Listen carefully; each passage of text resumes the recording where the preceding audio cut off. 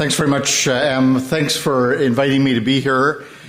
It's really great to be in this building because this building, of course, symbolizes not just for Vancouver, but for all of Canada, an essential truth, and that is that good things happen not because governments decide in their benevolence to bestow gifts upon communities, but because communities struggle and fight and seize and take things. And this is a building that was taken by people. I remember being here, I think it was 96. I remember being here, I don't really remember the date. And Jim Green, I was in town for an event, and Jim phoned me up and said, come over to Woodward's and spend the night. And I spent the night under the awning with some folks, and it was a struggle that is very important. And it's great to be in this building and to see what can happen when people work together. We're, of course, 2 days away from National Housing Day, November 22nd. Some of you may think National Housing Day is probably a pretty boring and anodyne kind of event, especially because our National Housing Minister, Diane Finley, has taken to honoring and celebrating National Housing Day, and there's a reflex that I have, and many of you may have, that if our national government recognizes something as good, it probably is not that good. But I want to tell you, National Housing Day actually started out of a community struggle as well. It started in 1998 when a group of housing advocates in my hometown, City of Toronto, we had come through a bad winter where there had been an ice storm that had affected much of eastern Canada, including a good part of Quebec. People were driven out of their homes because of a lack of power. It was a natural disaster that had huge impact on many hundreds of thousands of households across eastern Canada. And the government responded to that natural disaster in a couple of ways. They provided emergency relief. They immediately stepped in and provided shelter and food and support, and they had machines that were writing checks, and they were handing people checks in these temporary shelters. It was amazing, the quick and dramatic response in terms of emergency relief. And the second thing they did was they helped in reconstruction. They helped to rebuild communities that had been devastated, rebuild the infrastructure. So some of us thought, well, if they can do that for a natural disaster like an ice storm, why not an unnatural disaster like homelessness, which, of course, in the 1990s was rising here in Vancouver and across the country as a mass disaster. So we knew that there was legislation that the governments could invoke when there was an ice storm or a forest fire or other natural disaster. And we went to the mayors of Canada's largest municipalities and said, invoke the national disaster legislation around homelessness. Declare that the homelessness is a national disaster and call on the federal government to respond in the same way it responds to natural disasters. We didn't actually think that the mayors would listen to us, but much to our surprise, the 14 mayors of the 14 largest cities in Canada had gathered in November 22nd of 1998 to watch the Grey Cup. And the mayor of my city, Mel Lastman, who was not thought to be a champion of housing rights, was actually the mayor who pushed this forward to their mayors and said, let's do this. So in halftime or something during the Grey Cup game, the mayors passed this declaration and all of a sudden went on to the national agenda. So National Housing Day is a day, even though it's been taken over and somewhat corrupted by our national government, and they seem to forget the roots of National Housing Day, is a day that was originally came out of the struggles of people and the struggles of advocates, and it's a day that we have proclaimed and a day we continue to honor and mark. So I want to speak to you a little bit about housing, homelessness, housing rights. I know there's people here, my old law school colleague Margot's here. There are many people here who know a lot about this sort of stuff, so I feel very humbled about being here to talk to you about it. But I did want to start with Eleanor Roosevelt, the Universal Declaration of Human Rights, which is has been called by many the high watermark in terms of human consciousness and human morality, the very clear statement around the fundamental rights of humans. What some people don't know is the Canadian dimension to that. Now, anyone recognize this guy? Great Canadian? Anyone recognize the Great Canadian? You know, I give presentations to law schools and other places, and I've never actually had anyone recognize this guy. And I'm really sad because he's a giant, not just a big guy on the screen, but he's a giant. His name is John Peters Humphreys. And John Peters Humphrey was a law professor at McGill University and was tapped on the shoulder by Eleanor Roosevelt to come to San Francisco in 1944 as the nations of the world were gathering to try and determine how the world could live after the bloodshed of the Second World War. And there was a pretty clear determination in San Francisco that killing people in order to wage peace was not a very good solution, that victimizing entire populations, that genocide was not a way for the world to proceed, and there had to be a different basis for human interaction. And that basis was recognized as the notion of the sovereignty of human rights, that human rights were actually above the rights of states or the powers of states and so on. It's a very powerful notion as it evolved. And John Peters Humphreys, as a law professor, was invited to pen the first draft of the Universal Declaration of Human Rights. Now, there's a story, and I don't know if it's entirely true, and it's a nasty story about law professors, and so I apologize to Professor Young in advance. But there's a story that's told that when he brought the first draft of the Universal Declaration of Human Rights to Eleanor Roosevelt for her review, it was 400 pages. And he called it a brief, which law professors do. And there's also a story that she kind of tut-tutted and told him that it was an excellent piece of work, but it had to all fit on one page. So go back and rework it. I don't know if it's true, but it's a brilliant story, and I think it's great.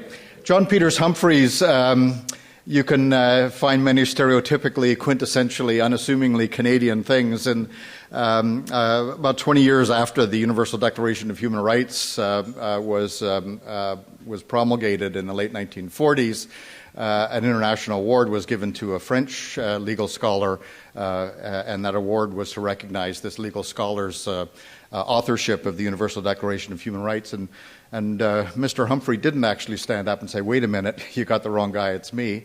He just, being a typical Canadian, just sort of kept it, that's fine. If he gets the award, I'm not in it for the award. And about 10 years later, the original documents, the original handwritten version of the Universal Declaration was found, and it was in John Peters' handwriting and proved that he was, in fact, the original author of it. And when this was brought forward, he said, well, it wasn't really me. There were hundreds of people that worked on it. And again, I think this guy is a hero and a guy we should celebrate. He went on to be the head of human rights at the United Nations. He helped over a 20-year period to establish what is now the modern international human rights system at the United Nations. Somebody that we can justly take pride in and as a great Canadian.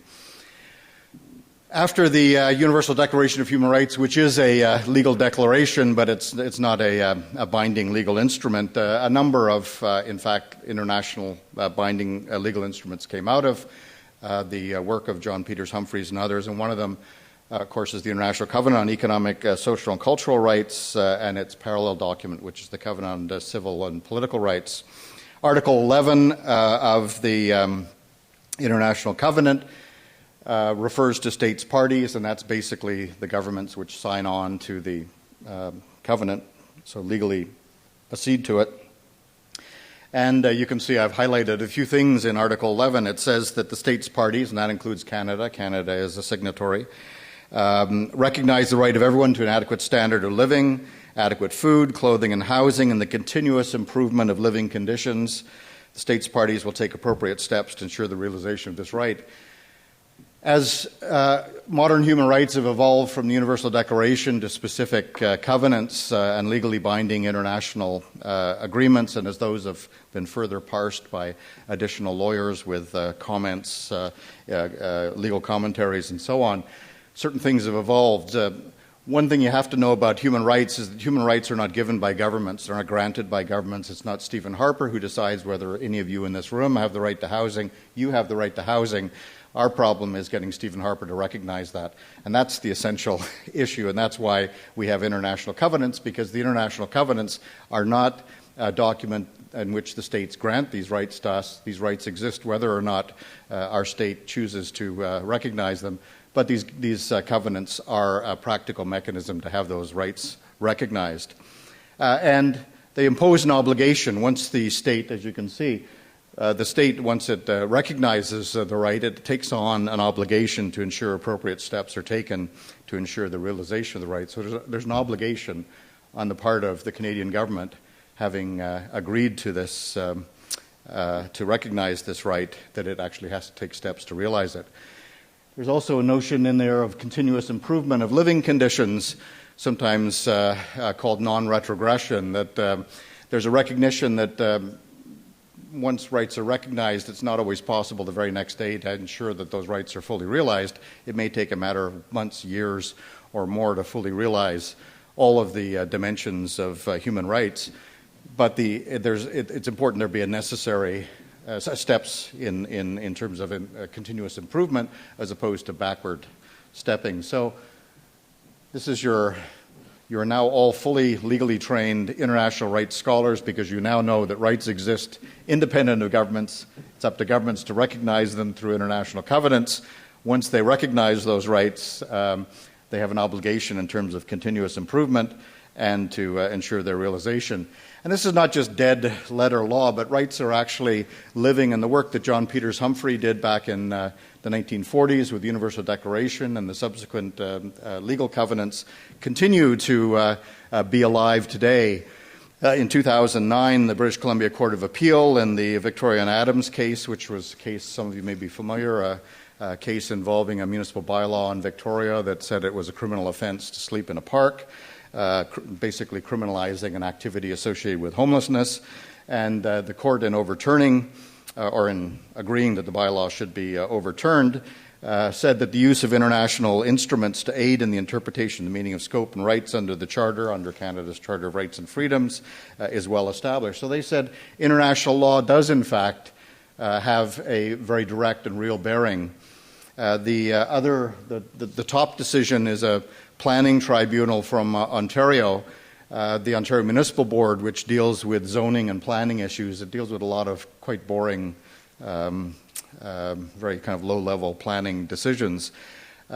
We went to the Ontario Municipal Board, a group of us, regarding a bylaw that was brought in by a city in Ontario called Kitchener, that sought to have spatial separation for certain types of housing, supportive housing. And in fact, what they were saying was people with physical and mental health issues, that they weren't allowed to live in certain neighborhoods because it was bad for the neighborhood to have too many of those kind of people, or what they referred to in the bylaw, an undue concentration. Clearly a violation of not only the Ontario Human Rights Code, but of international laws to discriminate against people and say that those kind of people can't live in certain neighborhoods. And we went to the Ontario Municipal Board not entirely confident that the board would actually consider human rights arguments, because they're a planning tribunal. And in fact, the Ontario Municipal Board, in a very important decision in 2010, agreed that statutory tribunals, that is to say these very specialized legal forums, are empowered to decide questions of law and are presumed to have the power to look beyond their enabling statutes to apply the whole law, and the whole law means including international human rights law. And so housing rights law lives on. It's very powerful. It's something that we continue to use today. And even as we're talking, there's a bill being debated in Commons, Bill C-400. It's in second reading now. I think in about a week or 2 weeks it'll come up for second reading vote. But it's currently in debate. It's a bill that seeks to fully incorporate into Canadian law Canada's international housing rights obligations, because although the courts have read those into law, they don't fully exist in Canadian law. The roots of Bill C-400 are actually in previous draft legislation that was brought in by Libby Davies from Vancouver, probably one of our most dynamic members of Parliament. And if ever you, like me, despair of elected politicians, and I meet them on a daily basis as part of my job, and I do despair constantly of the fate of our country. But when I meet politicians, all I have to do is meet Libby and realize that there's actually are some good politicians. Libby first brought in earlier versions of this National Housing Act bill. We were trying to remember the other day when I was chatting with her, but I think it goes back probably almost to the time she was elected, back in around 2000, 2001. But it's been brought in. We came extraordinarily close in the last minority parliament. It passed second reading. It was amended at committee, back on the floor for third and final reading, and then the House was suspended for an election, and the bill died on the order paper. Very, very close to it. But this is a bill that would incorporate international housing rights into domestic law and actually bind the Canadian government to do all the things that it is actually still required to do, but somehow avoids. And because we are not going to wait for Parliament to pass this bill, and I have to say to you that the chance of Bill C-400 being enacted by the current Parliament are pretty slim. The government has announced its opposition to the bill and will whip all of its members to vote against it. So therefore, we're in court as well with a charter challenge. And this is a legal case against the federal government and against the government of Ontario, arguing that they're in violation of their international housing rights obligations because of a number of issues and decisions they've made, and the rise in mass homelessness, the erosion of national housing programs, et cetera, et cetera. The feds, of course, as usual, tried to get this knocked out of court, and there have been endless legal motions that have attempted to try and have this case dismissed, but we're confident it's going to go forward on its merits, and we'll grind forward and ever so slowly, and maybe even achieve some measure of justice in the court system.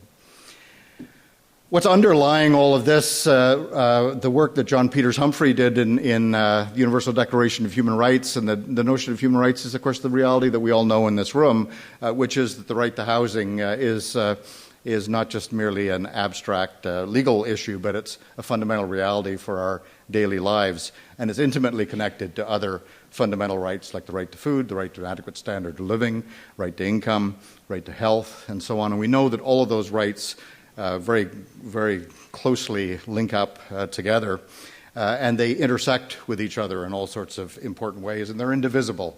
It's impossible to divide up and say that one right is more important. One of the tasks that we've taken on at the Wellesley Institute in the last few years is to try and map out what it means to link very fundamental issues like food, income, transportation, racial issues, housing, and understand their fundamental impact on the lives and health of communities. We've taken a model of systems dynamic that's similar to the models used in the green community and the ecological thinking, and we're applying them to social systems. And we're doing this not just because it's a fun thing to do, but we think there's some important issues that we can begin to tease out.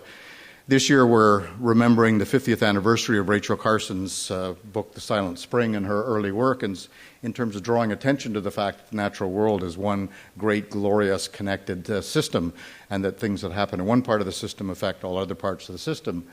And it's almost entirely accepted now by almost everyone in the world that our natural world is this great ecosystem, and that we have to understand and approach the world on a systems basis, that we can't continue to dump pesticides on fields in one part of the world and expect that that's not going to have any impact throughout the rest of the world. So we understand systems, and we've developed models that more and more are helping us to understand this wonderful natural set of systems. We have the ecosystems. We're trying to do the same with the social world. If you go onto the Wellesley Institute website and look for our urban health model, you'll see that we've actually got an early version of the model there. We hired a systems dynamic expert from the United States. We got him to plug in a whole bunch, about 20, 30 years of data. It's based on City of Toronto stuff, not because we think Toronto is the center of the universe, but because we just happen to have access to a ton of data about the City of Toronto. And we've developed this model, and what you can do going in this model is you can do things. You can start playing with the model and looking at, for instance, the impact of increasing interventions in housing. So putting more money into affordable housing, and look at the impact that'll have on the rate of diabetes over a 40-year period. It's actually a very sophisticated model. It's not, however, a particularly easy model to work with. What it does, it spits out a bunch of graphs, which you then have to spend a while sort of looking at them to figure out what the graphs are. So what we've done is we're in the midst of hiring some young, smart gamers to create an online game sort of like a simulated game that to help people to understand how urban systems really actually work and how things like housing and food and income all interact. But I want to say a little bit about the connections between bad housing and poor health. There's been a lot of research that's been done over the years that links poor housing to poor health, and for us at the Wellesley Institute, we're particularly interested in that. Our background, we are an urban health institute, and our lens in looking at the world is what's good for your health. That's our sort of mantra. We know that housing is one of the most fundamental factors in terms of both individual health and the health of populations. And we know it happens in a lot of different ways. We know that there's a biological and physical dimension to the link between poor housing and poor health. Mold in buildings triggers respiratory, asthma, other conditions. We know there's a clear connection between poor housing, mental health issues, poor health. We know that for people who are completely unsheltered, that they don't suffer any different diseases than people who are sheltered. They just bear a heavier burden right across the spectrum, everything from cancer to accidents to violence to respiratory diseases, and they die at a younger age. So there's a clear link between poor housing and poor health. And I mention this because for us, when we get involved in housing issues and housing rights, we're not just dealing with it at an abstract level of saying, wouldn't it be nice if everyone had a home? We're saying that a home is not merely a fundamental right of people, but it's an absolute basic human necessity. There's also been a lot of research lately that's been done on the links between good housing and good health. And this is really, really important because we're beginning to see studies that are coming out of Vancouver, out of Toronto, other parts of Canada and North America. For instance, looking at the impact of supportive housing on the health of people living with HIV/AIDS who are previously homeless. People who are living with HIV/AIDS are living with a very serious health condition that requires quite extensive health interventions, antiretrovirals and all that sort of stuff. And on top of that, if people are also unsheltered, living on the streets, they bear a heavy burden of respiratory and other opportunistic illnesses and spend a lot of time in the emergency ward of hospitals, which is very costly to their personal health, but it's also very costly to the system in terms of how much money is being spent providing this kind of emergency care on top of the regular health care that's required for anyone with a health-compromising illness like HIV/AIDS. What we do know is that the cost of the emergency room is about 10 times the cost of providing supportive housing. So we've been able to actually demonstrate through research studies done here in Vancouver and elsewhere that providing supportive housing for people is not only good for their health individually, but it's actually good for the system. It saves huge amounts of healthcare dollars. We know in terms of community safety that investing in affordable housing and services for men leaving jail is a very critical factor, probably the most critical factor in terms of reducing recidivism. Our national government, from time to time, likes to beat the drum about law and order and say that it's the government in favor of law and order. Well, if they really are the government in favor of law and order, one of the things they'd be doing is investing heavily in post-discharge housing and services and supports for men leaving jail, because that's the surest way to reduce the crime rate, to reduce recidivism, and all of the impacts that are related to that. Just last year, we funded a study with John Howard in Ontario, looking at the cost-benefit analysis of providing supports for men leaving jail. And in my hometown, this is becoming a very lively issue because our government has decided to amalgamate 3 detention centres that operate in the City of Toronto into one mega jail, which when it opens in May of next year will have over 2,000 men there every night, most of them on remand, which is a short-term stay, some of them on intermittent sentences, weekends and stuff like that.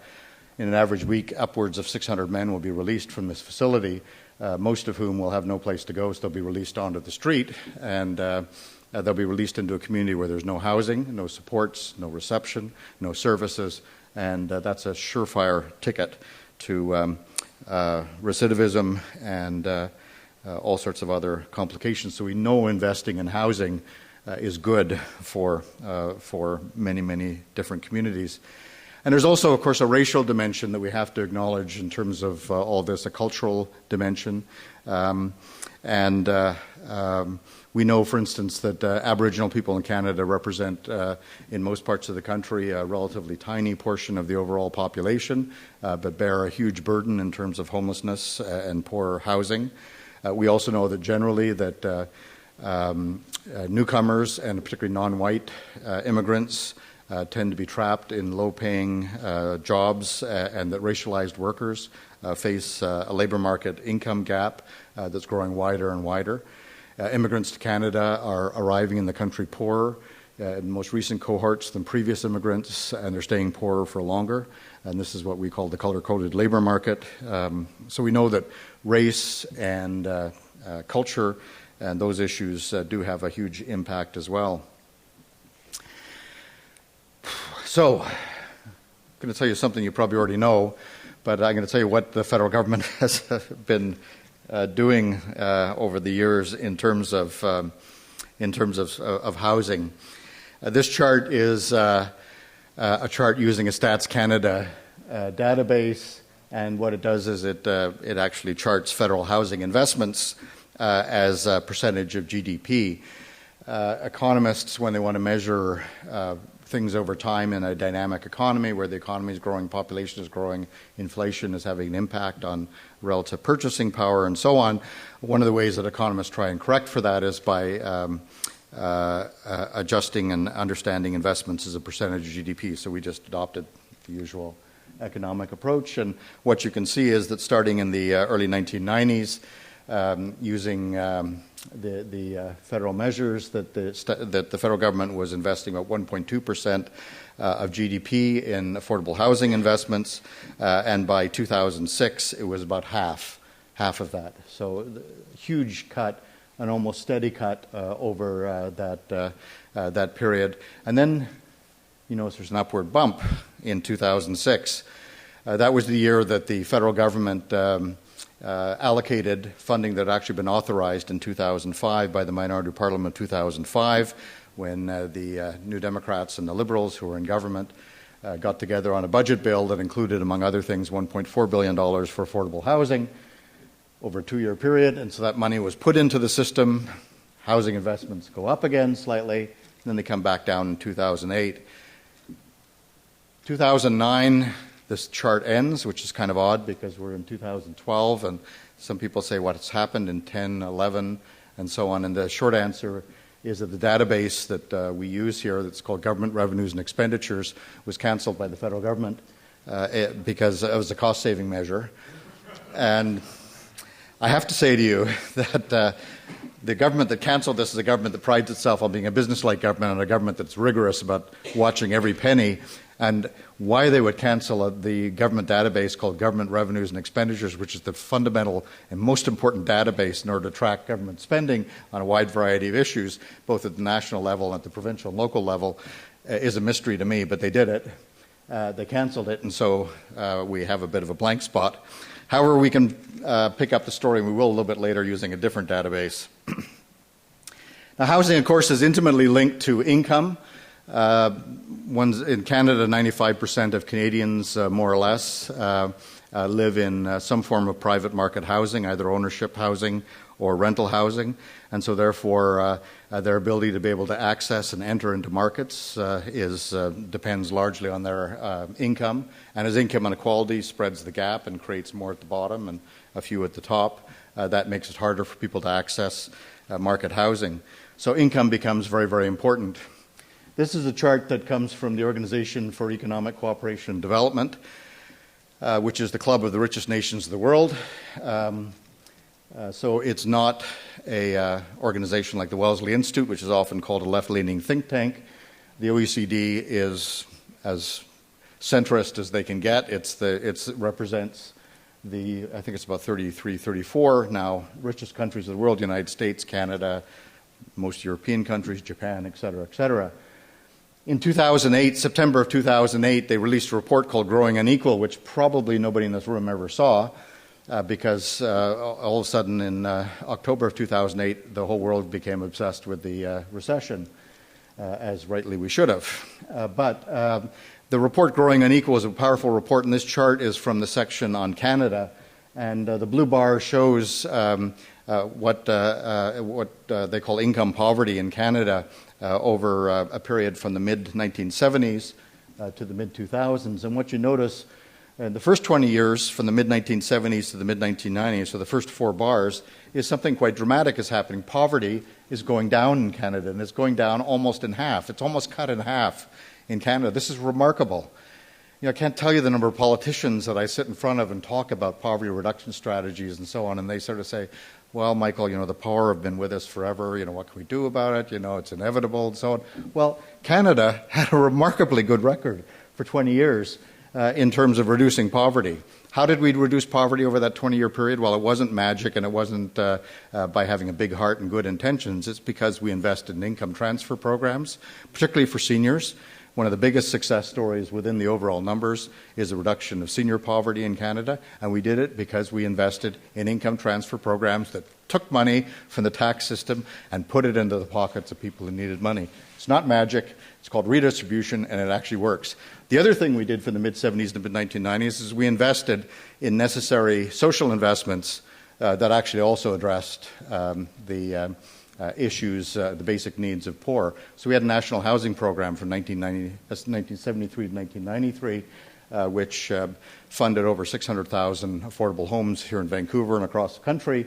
And because of the social investments and because of the income transfers, Canada had a remarkable record. Those little light sort of diamonds are the OECD average. And what is really quite interesting is the OECD average, as you can see, by the mid-1990s, Canada had actually, we were beating the OECD. We were doing better on average than the rest of the rich countries in the world in terms of poverty. However, it started to turn around. It turned around really rapidly in the mid-1990s, and by the mid-2000s, we were back on our way up and towards more poverty. And why was that happening? It wasn't an outbreak of laziness.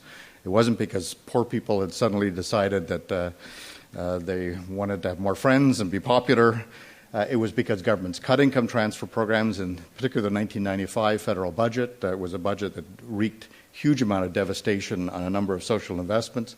And the government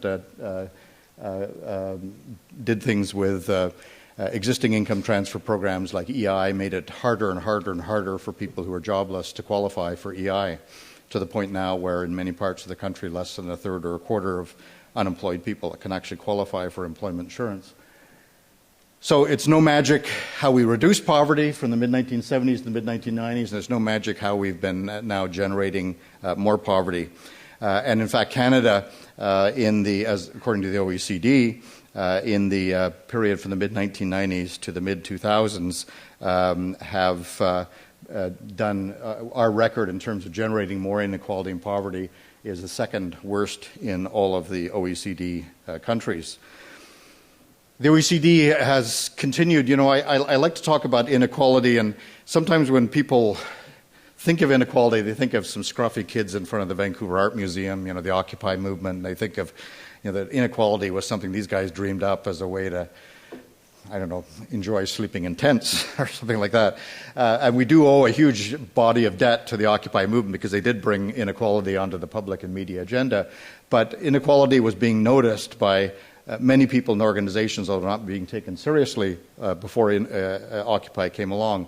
The OECD in 2010, December of 2010, issued a follow-up report to their 2008 report called Divided We Stand, in which they talked about how inequality is the big issue in rich countries of the world. Just last week, the OECD issued their latest report on social expenditures, and this is just one of the graphs which shows public spending on family benefits. Family benefits are the package of income transfers that go to low-income families. And Canada, tied with the United States, we're almost at the very bottom of the list. The only countries below us are Mexico and Korea in terms of public spending on family benefits. In terms of overall public social spending, on the whole range of health, education, income transfers, and housing programs, we're in the bottom third of the countries of the world. So our record has been dramatic, and it's being noticed. The Conference Board of Canada, a business organization, in its Global Inequality Index a year ago, noted that inequality and poverty in Canada are growing more rapidly than it is in the United States. We're not as bad as the United States, but we're getting there very fast. The reason I like to quote the OECD is not that I get paid or anything by them, but because they actually have a huge economics and statistics department. I've a couple of times been invited. They have a project called Measuring the Progress of Human Societies, a global project to look at well-being from measures other than GDP. So they have hundreds and hundreds of economists and statisticians and others in their office in Paris, and they spend a lot of time trying to answer deep questions like why is inequality growing so rapidly in Canada. And in their report on Canada, they have a matrix which you can see, and it's sort of faint on the the left-hand side of the slide.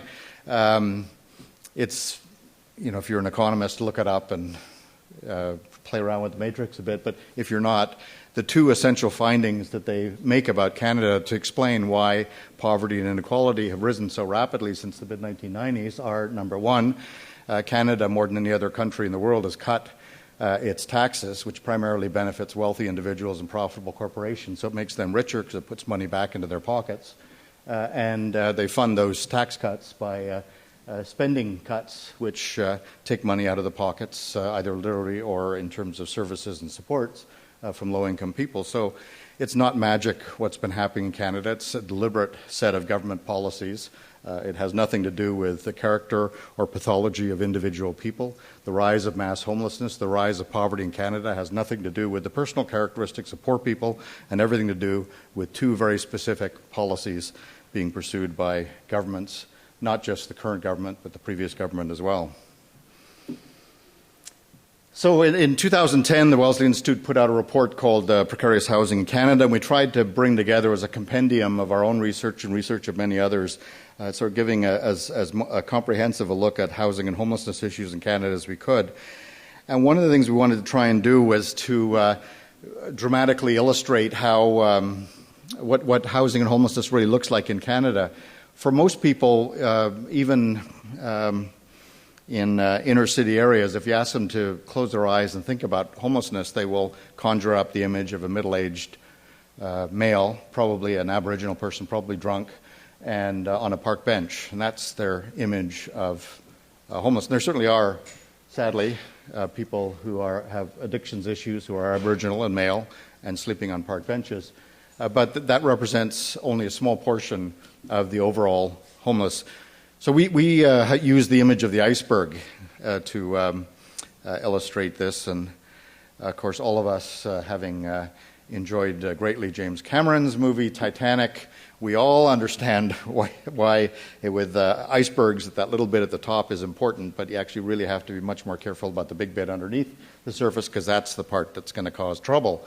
And indeed in Canada, it's the hidden aspects of precarious housing and homelessness where our biggest issues lie, and not, although the visible homeless occupy a lot of attention and they deserve both housing and supports, it's the people who are poorly housed and precariously housed who should occupy a lot more of our attention. For instance, there are 1.5 million households in Canada. It's about 1 in 8 households that the government says are in core housing need. That's their definition of people who are poorly housed. It's housed in substandard housing that's unaffordable, overcrowded, has serious issues.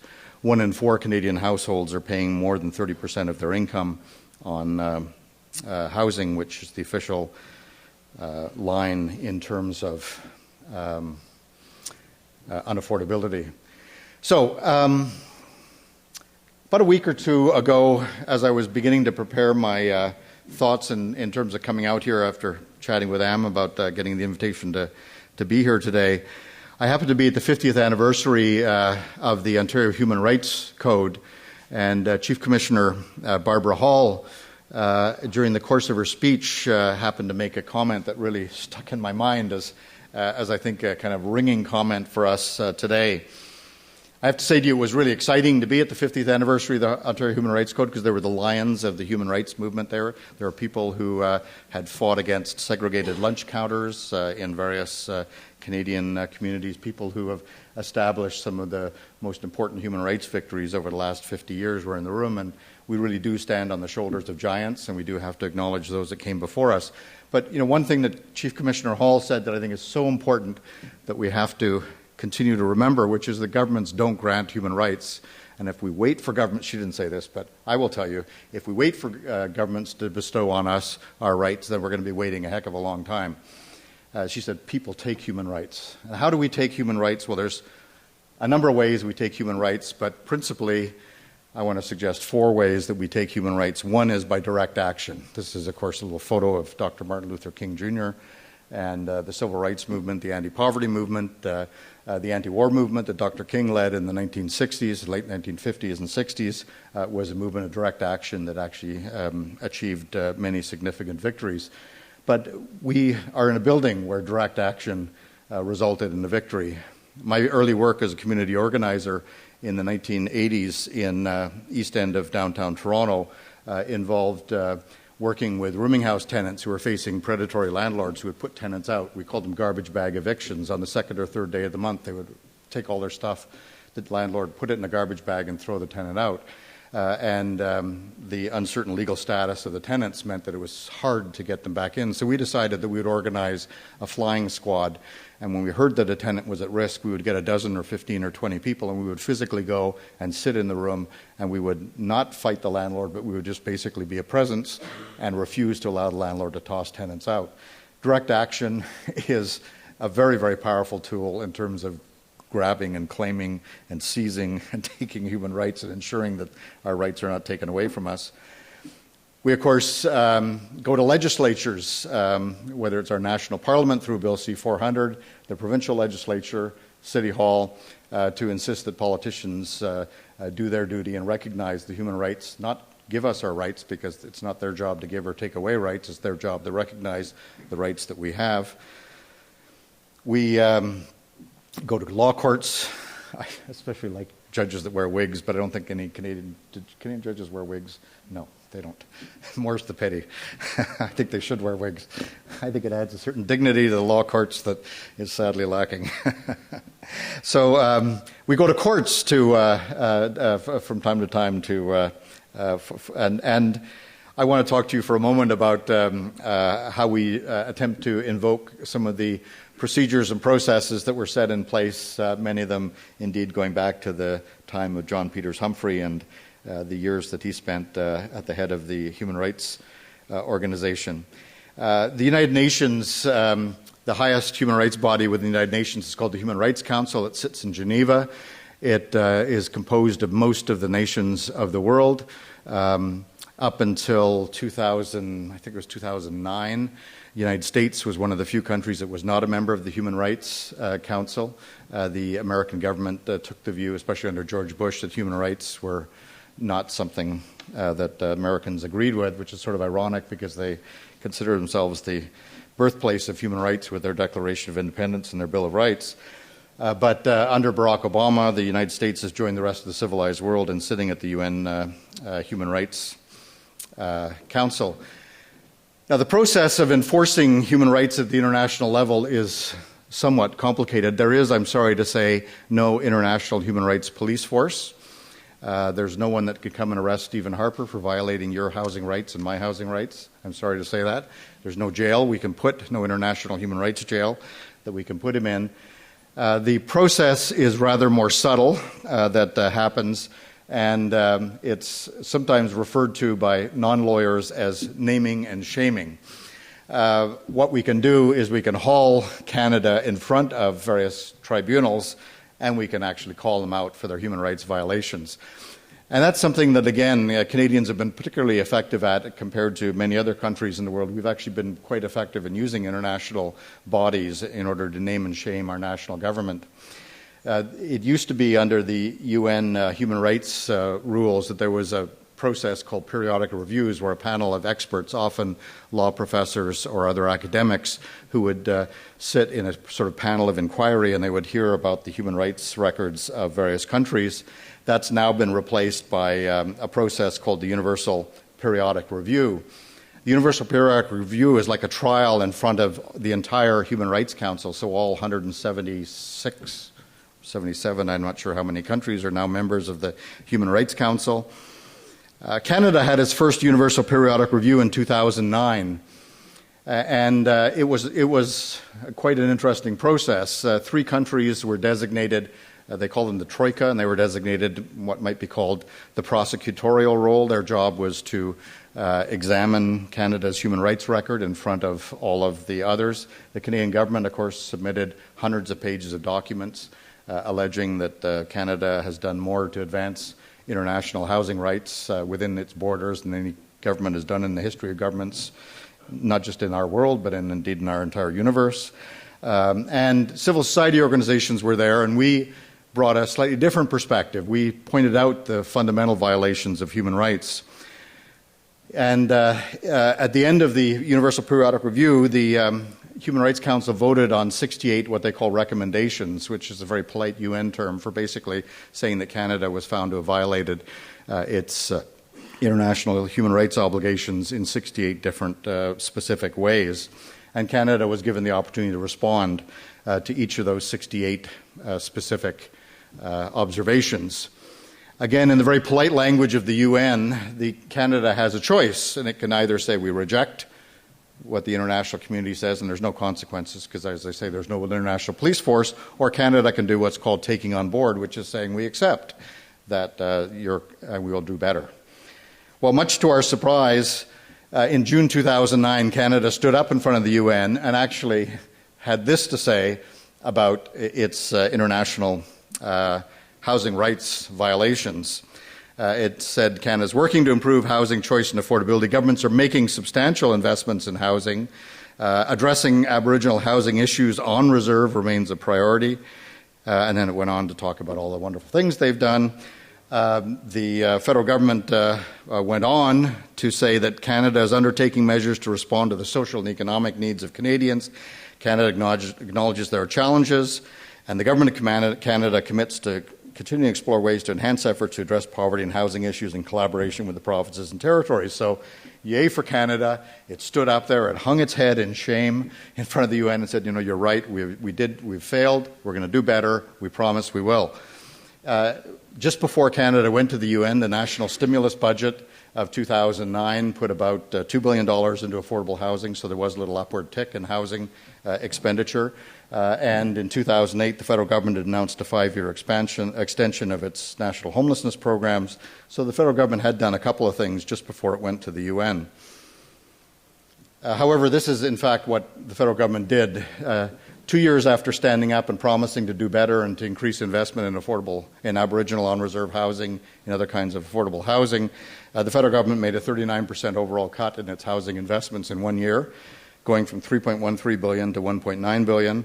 It made a 97% cut in the Affordable Housing Initiative, which is the main federal program to build new affordable housing across the country, 94% cut in its National Low-Income Housing Repair Program, 27% cut in its on-reserve Aboriginal housing program.